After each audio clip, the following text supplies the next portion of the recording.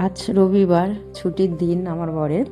তার জন্য ও বললো কি চলো কোথাও একটু ঘুরে আসি। তা আমার ননদের বাড়ি ডায়মন্ডে উনি ফোন করেছিল, একটু দরকার ছিল, তার জন্য ওনাদের বাড়িতে গেলাম।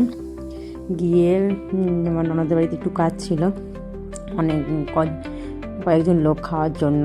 তা উনি বলছিল আমি একা একা কী করব, তোরা আজকে রান্না কর। তা আমি আমার বর মিলে বানিয়েছিলাম ম্যাকরেল মাছ। ম্যাকরেল মাছ আমি ফার্স্ট টাইম দেখলাম, কোনো দিনও খাইনি, ফার্স্ট টাইম খেলাম। খেতে বেশ ভালো হয়েছে। আর আমার বর দারুণ রান্না করতে পারে, মানে ওর রান্নাটা অসাধারণ হয়েছে।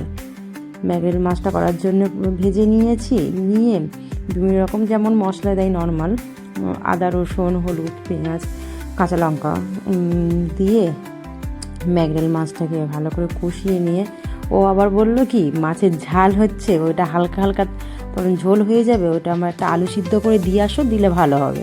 তা ওর জন্য আলু একটা সিদ্ধ করে নিয়ে ওই ম্যাকরেল মাছের মানে ওই কষাটার মধ্যে চটকে দিয়েছি, দিয়ে জল ঢেলে দিয়েছি, কষিয়ে কষিয়ে জল ঢেলে দিয়ে একটু ফুটে তরকারিটা একটু ফুটে উঠলে তখন মাছগুলো দিয়ে দিয়েছে।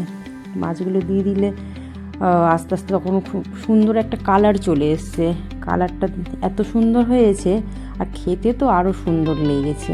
কালারটা দেখুন কত সুন্দর লাগছে।